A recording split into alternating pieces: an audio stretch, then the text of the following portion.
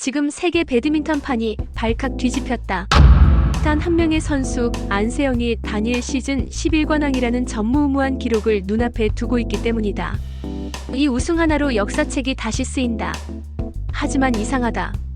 10관왕, 승률 94%, 세계 1위인 안세영이 유독 단 한 무대 월드투어 파이널에서는 번번이 멈춰섰다. 왜 세계 최강 안세영은 이 대회만 오면 흔들렸을까?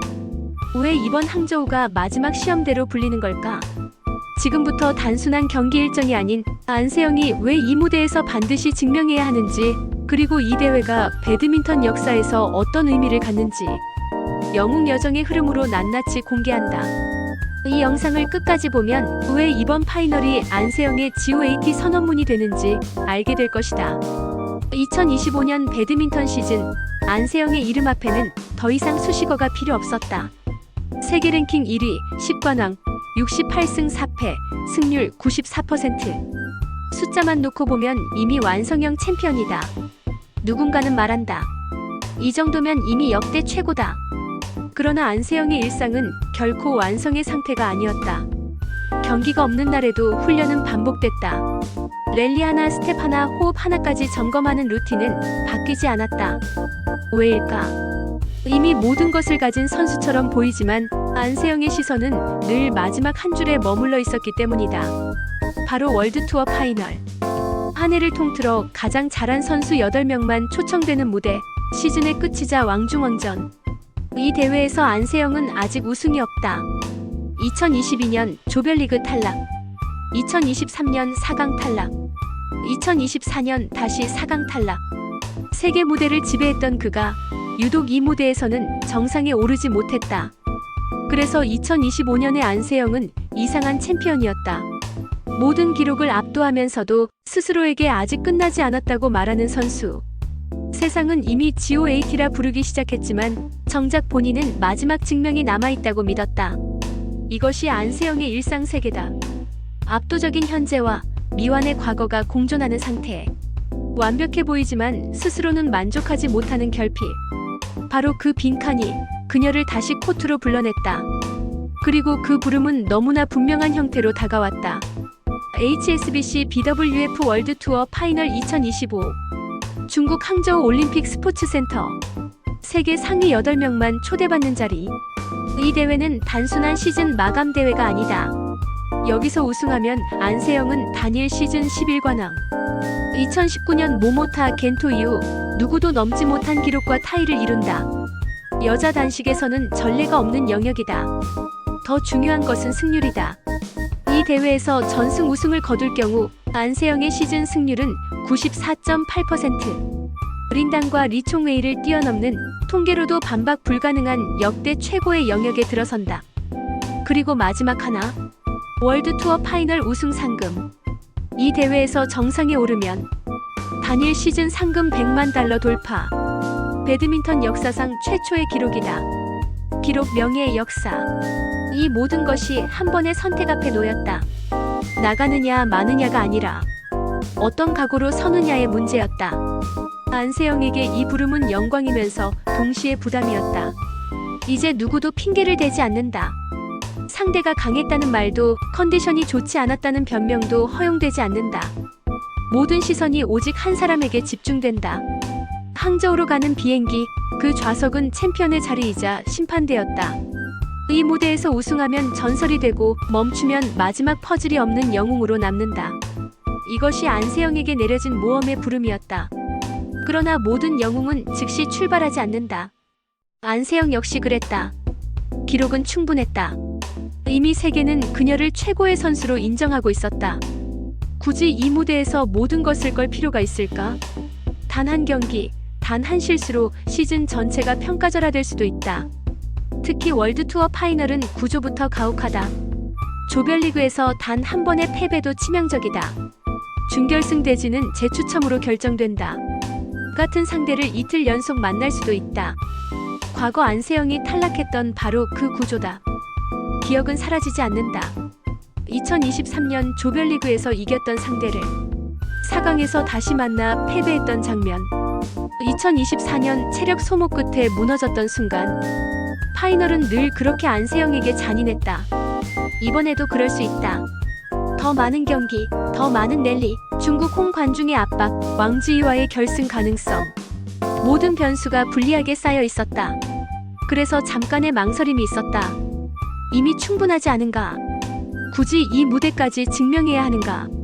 이 질문은 약함이 아니라 정상의 선자만이 느끼는 고독이었다. 하지만 바로 그 순간 안세영은 스스로를 부정하지 않았다. 그녀가 여기까지 온 이유는 칭찬을 받기 위해서가 아니라 스스로 납득하기 위해서였기 때문이다. 그리고 그 질문에 대한 답은 하나였다. 도망치지 않는다. 파이널에서 끝낸다. 그 선택과 함께 영웅의 여정은 다시 움직이기 시작한다. 안세영은 파이널을 앞두고 방향을 다시 세운다. 더 강해지는 것이 아니라 더 흔들리지 않는 방법을 찾는 시간이었다. 코칭 스태프와 함께 가장 먼저 점검한 것은 기술이 아니라 리듬이었다. 파이널은 체력과 멘탈이 동시에 소모되는 대회다. 랠리를 무조건 길게 가져가는 것이 능사가 아니라 언제 줄이고 언제 늘릴지를 선택하는 판단력이 중요했다. 특히 15.3세트 선취점제 도입 논란 속에서 초반 흐름을 잡는 전략이 핵심으로 떠올랐다. 멘토의 역할을 한 것은 사람만이 아니었다. 데이터와 경험, 그리고 과거의 실패였다. 안세영은 이전 파이널에서 왜 무너졌는지를 하나씩 복기했다. 조급함, 체력 분배 실패, 한 경기의 패배에 흔들렸던 멘탈. 그 모든 요소를 인정하는 순간 비로소 해법이 보이기 시작했다. 목표는 단순해졌다. 전승 우승이 아니라 매 경기 흔들리지 않는 나를 만드는 것. 이것이 안세영이 얻은 가장 중요한 조언이었다. 조 추첨 결과는 냉정했다.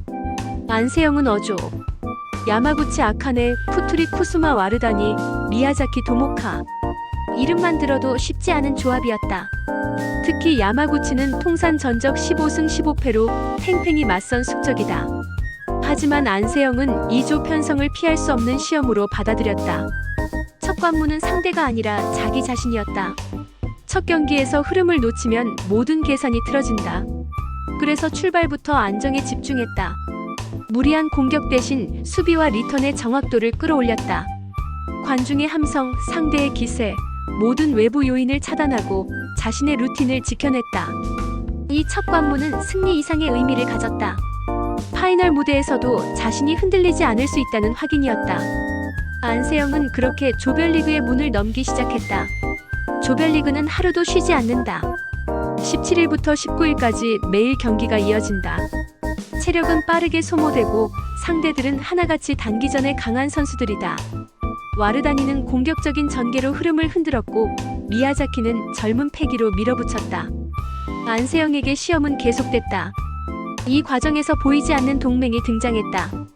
바로 시간 관리와 경험이었다. 안세영은 필요 없는 랠리를 줄이고 결정적인 순간에만 힘을 쏟았다. 적은 분명했다. 상대 선수뿐 아니라 누적되는 피로, 그리고 파이널은 어렵다는 고정관념이었다. 이 시험의 구간에서 중요한 것은 승패가 아니라 누적된 데미지를 최소화하는 것이었다. 안세영은 조용히 그러나 확실하게 이 구간을 통과해 나갔다. 조별리그 마지막 날 야마구치 아카네와의 맞대결이 다가온다. 이 경기는 단순한 조 1위 결정전이 아니다. 안세영에게는 파이널 무대에서 반복되어 온 악몽과 정면으로 마주하는 순간이다. 긴 랠리, 끝까지 물고 늘어지는 수비, 체력을 갉아먹는 플레이. 이 모든 것이 다시 펼쳐진다.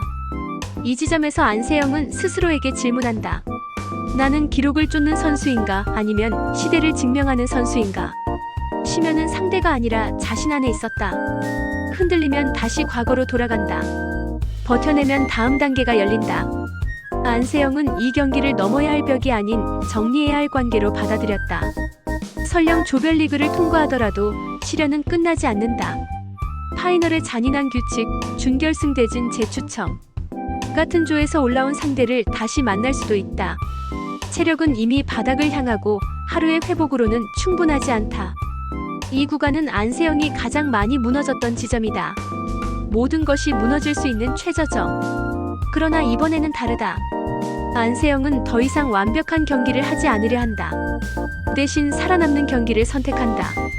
필요하다면 실리적으로, 필요하다면 버티는 선택. 이 이 시련을 통해 안세영은 다시 태어난다. 파이널에서 살아남는 방법을 몸으로 체득한 순간이다. 시련을 통과한 뒤 보상은 눈에 보이지 않는 형태로 찾아온다. 코트 위에서 느껴지는 안정감, 상대가 먼저 지치는 흐름, 그리고 중요한 순간에 찾아오는 확신. 안세영은 이제 상대를 이기기보다 상황을 지배하기 시작한다. 이 보상은 전략의 완성이었다. 무리하지 않아도 이길 수 있다는 감각. 파이널의 해법을 손에 쥔 순간 남은 것은 실행뿐이다. 결승을 향한 길목, 시간은 빠르게 흐른다. 맞은편에는 중국의 왕지이가 서 있을 가능성이 높다. 홍관중, 압도적인 응원, 중국이라는 무대. 모든 조건은 쉽지 않다. 그러나 안세영은 이미 알고 있다. 올해 왕지이에게 7전 전승. 숫자는 거짓말을 하지 않는다. 이제 남은 것은 준비된 자신을 결승 코트로 데려가는 것이다.